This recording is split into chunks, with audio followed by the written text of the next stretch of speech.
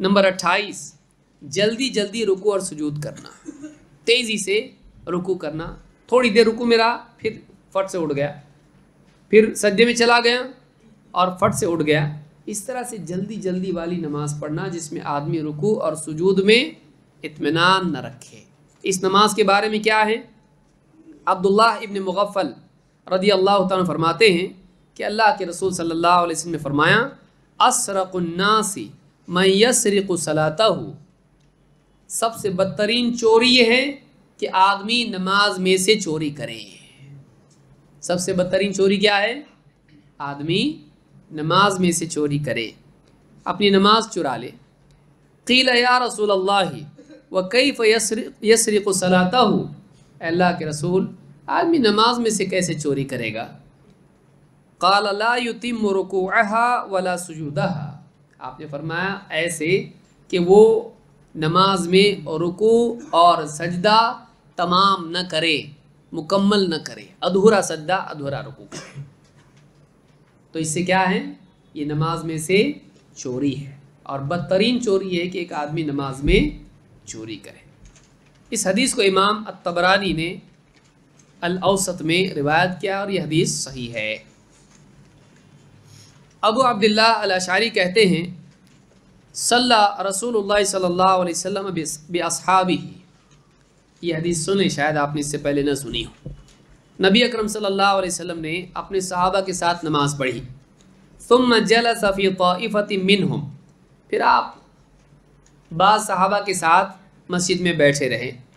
فدخل رجل، ایک آدمی مسجد میں داخل ہوا، فقام یصلی، اور کھڑے ہو کر نماز پڑھنے لگا، فجعل یرکع وینقر فی سجودہ، اور وہ آدمی رکوع سجدے کرنے لگا لیکن رکوع اور سجدے میں ٹھونگ مارنے لگا۔ ینقر نقر کا مطلب ہوتا ہے نقرۃ الغراب، جیسے کوا ٹھونگ مارتا ہے، زمین سے چکتا ہے کچھ دانے تو اس کو کیا کہتے ہیں؟ نقرہ، نقرہ یعنی ینقر فی سجودہ، تو وہ اپنے سجدوں میں رکوع میں کوے کی طرح جیسے ٹھونگ مارنے لگا، یعنی جلدی جلدی رکوع سجدے کیے۔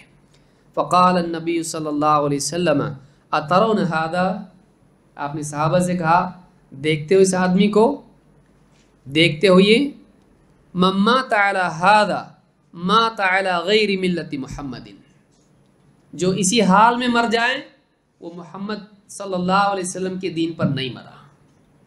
مات علی غیر ملت محمد ینقر صلاتہ کما ینقر الغراب الدم، یہ ایسے ٹھونگے لگا رہا ہے نماز میں جیسے خون میں کوا ٹھونگ لگاتا ہے۔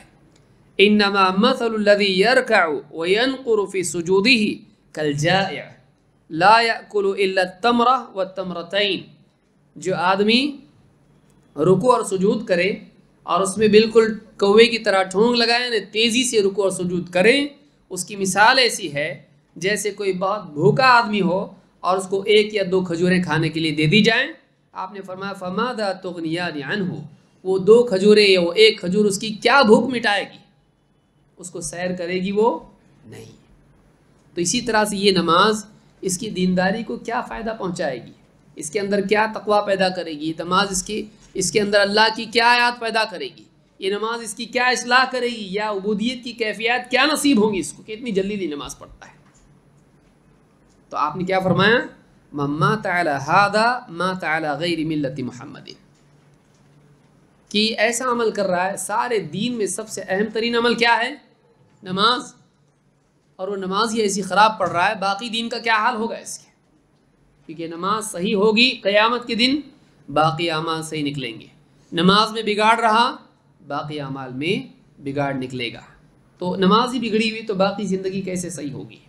تو اس حدیث کو امام الطبرانی نے اور اسی طرح سے امام ابو یعلا نے، امام ابن خزیمہ نے روایت کیا ہے، اور صحیح ترغیب میں شیخ الالبانی نے اس کو حسن کہا ہے۔